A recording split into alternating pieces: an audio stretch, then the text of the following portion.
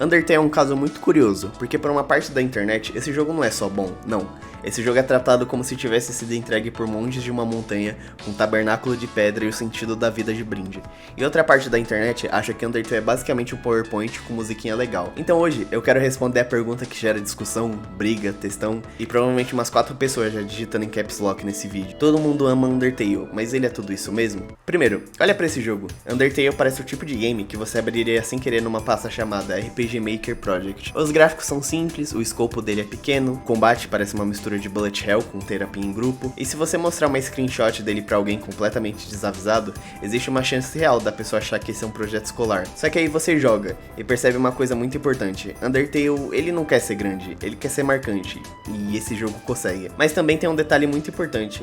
Undertale apareceu na hora certa, porque em 2015 já tinha muita gente meio cansada daquele modelo de jogo gigante, lotado de sistema, mapa, ícone, tutorial, submenu, crafting, árvore de habilidade, barra da barra de progresso de progressão e provavelmente um departamento inteiro só pra te ensinar a apertar um botão. Aí surge esse indie com cara de programa que você abriria achando que era vírus, e ele entrega mais personalidade do que muito jogo com orçamento de cidade pequena. E isso chamou a atenção na hora, obviamente. Undertale não tentava competir no tamanho, ele não tentava competir no gráfico, ele não tentava competir no espetáculo, ele competia numa área que muita empresa grande simplesmente esquece. Identidade. Você batia o olho e já sentia que tudo aquilo tinha voz própria. Estranha? Muito, mas própria. Isso ajuda a entender por que tanta gente se apegou ao jogo com tanta força. Undertale não parecia um produto, parecia arte mesmo. E a primeira grande sacada dele é pegar uma coisa que videogame faz há muito tempo e perguntar: tá, mas e se a gente parasse de tratar isso como automático? Porque em quase todo RPG apareceu o inimigo, você bate e acabou. Você nem pensa, é igual respirar.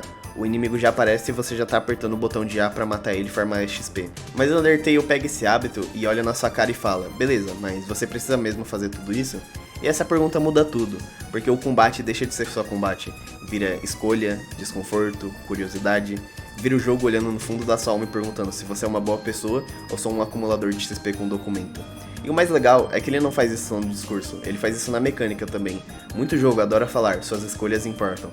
Undertale fala, ótimo, então aguenta o peso delas. Isso é bem da hora. E o mais maluco é que Undertale não brinca só com escolha de diálogo ou final alternativo. Ele brinca com a forma como a gente pensa em videogame. Salvar, carregar, resetar, testar uma coisa só pra ver no que dá, voltar atrás porque deu ruim, fingir que nada aconteceu. Todo jogador faz isso naturalmente. Você faz isso, eu faço isso, todo mundo faz isso, ou pelo menos fez alguma vez. Só que Undertale pega esse comportamento de jogador, cruza os braços e fala: então, sobre isso aí que você fez, e isso é brilhante até, porque o jogo faz você sentir que você não tá só tomando decisão dentro da história, você tá deixando rastro, mesmo quando tenta consertar, mesmo quando tenta apagar, mesmo quando fala, não, agora vai ser diferente. Undertale transforma o comportamento de jogador em parte da experiência. Não é só uma lista de rotas. Não é só, esse é o final bonzinho, esse é o final não tão bonzinho, esse daqui é o final em que você vira um problema social. É a sensação de que o jogo tá observando o tipo de pessoa que você vira quando recebe liberdade.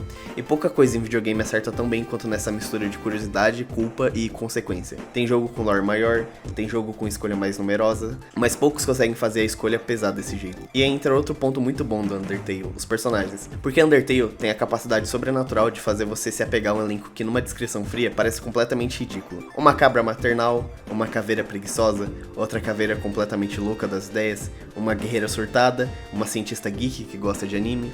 No papel, isso parece elenco de festa fantasia que deu errado e depois foi abandonado no estacionamento, ou sei lá, sitcom de 2010. Mas na prática, funciona muito bem até. E funciona porque Undertale entende uma coisa que muita história esquece: carisma não vem de complexidade, vem de identidade. O Papyrus, por exemplo, podia ser facilmente só a piada interna do jogo, só o alívio cômico que aparece de vez em quando pra deixar o jogo mais leve. Mas ele funciona porque por trás do exagero tem uma sinceridade muito forte. Ele é ridículo, mas ele nunca parece vazio. Sans é outro caso engraçado, porque na superfície ele também só parece um cara preguiçoso fazendo piada ruim o tempo todo. Só que o jogo usa essa energia largada dele pra construir uma presença muito específica. Você ri, mas você também sente que tem alguma coisa estranha ali, como se ele soubesse mais do que deveria. A Toriel funciona porque ela vende o acolhimento imediatamente. A Undyne entra na história igual um caminhão sem freio descendo ladeira molhada. E a Office basicamente é a ansiedade social transformada em pessoa física, e geek, e nerd. E quando o jogo consegue fazer personagens tão diferentes parecerem parte do mesmo mundo, esse é sinal de uma escrita muito boa. Não necessariamente muito complexa, mas muito boa. E a trilha sonora? Bom, é aí que o jogo brilha pra mim, pelo menos. Porque a música de Undertale, ela não entra em cena. Ela invade um ambiente igual um terrorista armado invadindo um hospital. Tem faixa que passa muito bem o clima de humor. tem faixa que passa muito bem o clima de carinho.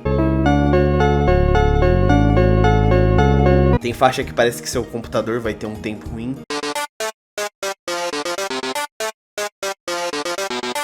E é justamente aí que o jogo cresce, porque visualmente ele é simples, estruturalmente também até, mas musicalmente e emocionalmente ele ocupa muito mais espaço do que parece. Ele tem uma presença legal. Ele pode ser pequeno na tela, mas ele é enorme na memória. Isso é bem perigoso, porque é exatamente assim que um jogo vira lenda na internet e a galera começa a endeusar ele. Só que existe também uma coisa em Undertale que eu acho importante falar, às vezes ele sabe demais que é esperto. Isso pode ser charme ou problema, dependendo do jogador. Tem momento em que o jogo quebra a expectativa de um jeito genial. Você acha uma coisa, ele puxa o tapete e fica incrível. Mas tem hora que ele parece aquele amigo que fez uma piada boa e depois passa 15 minutos te cutucando pra garantir que você percebeu como ele foi inteligente. Tipo, viu?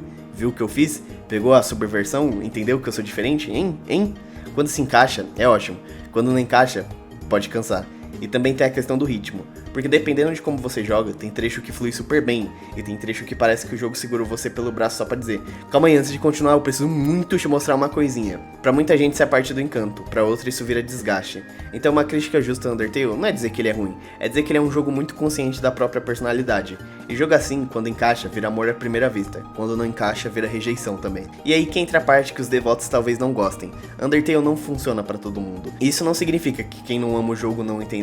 Às vezes a pessoa entendeu perfeitamente, só não entrou na vibe mesmo. O humor é um ótimo exemplo. Se você compara aquele tom meio estranho, meio internet, meio o jogo tá rindo de você e dele ao mesmo tempo, maravilha, o jogo encaixa. Mas se esse humor não bate, já era. Metade do charme evapora mais rápido do que promessa de patch no lançamento.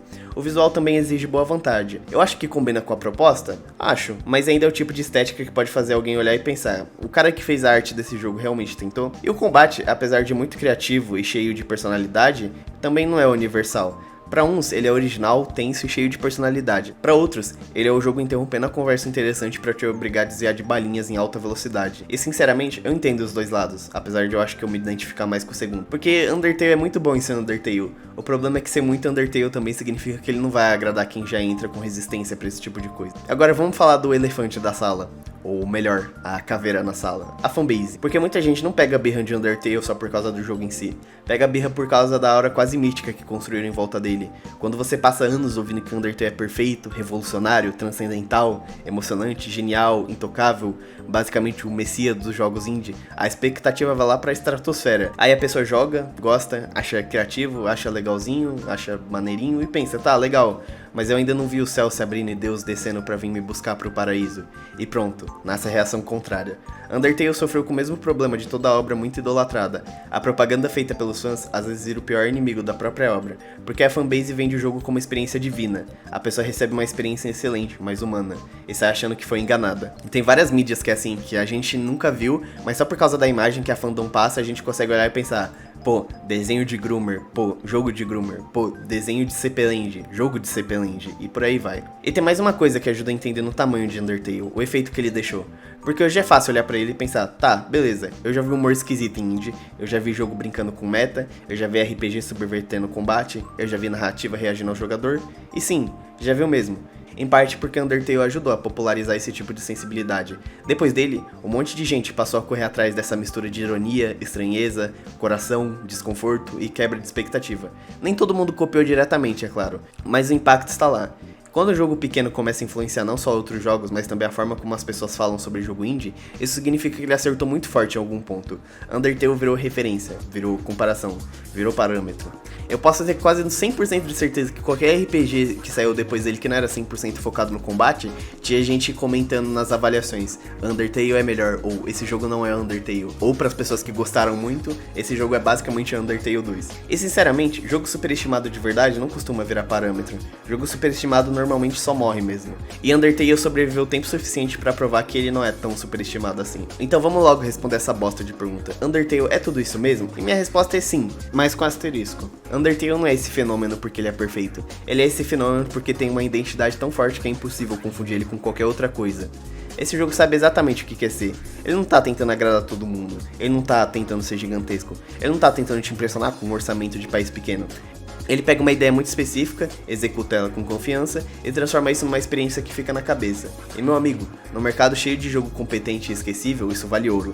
Undertale não é genial porque ele faz tudo melhor que todo mundo, ele é genial porque ele faz do jeito dele. E hoje isso parece normal, justamente porque ele deixou uma marca suficiente pra influenciar um monte de coisa. Ao mesmo tempo, eu também acho um exagero tratar Undertale como se ele fosse blindado contra a crítica, porque ele tem limitações claras, tem momentos que dependem demais de você comprar um tom, tem partes que podem cansar, tem piadas que vão funcionar muito pra uns e zero pra outros, tem trechos brilhantes e tem trechos que parecem que o jogo tá testando tua paciência com um sorrisinho no rosto. Então não, Undertale não é um jogo universal, ele não vai acertar todo mundo, e definitivamente não vai transformar qualquer jogador num ser iluminado da nona dimensão. Mas ele também tá muito longe de ser só um indie superestimado, porque um jogo superestimado de verdade normalmente some. Undertale não sumiu, Undertale ficou. E talvez o jeito mais honesto de resumir Undertale seja esse. Ele não é o tipo de jogo que vence discussão porque é objetivamente impecável. Ele é o tipo de jogo que continua vivo porque provocou uma reação real.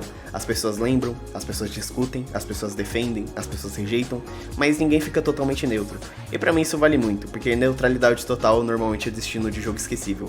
Undertale pode ser amado demais, odiado demais, idolatrado demais e até ansioso demais, mas esquecível nem de longe. Então eu vou fazer uma coisa diferente que eu fiz no vídeo de Infamous Second Son. Eu vou dar uma nota pra Undertale. E pra mim, Undertale fica com a nota 6 de 10.